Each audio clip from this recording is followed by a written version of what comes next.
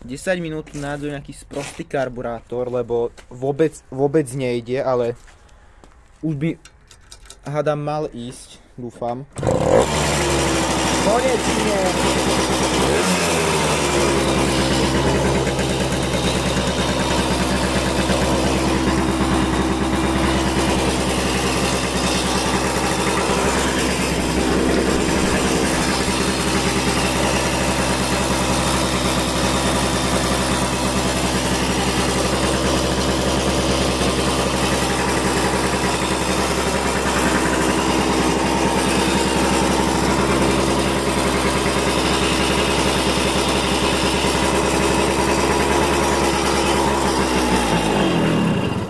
Konečne naštartoval tý kokos po asi 20 minútach, čo som tu trysky čistil.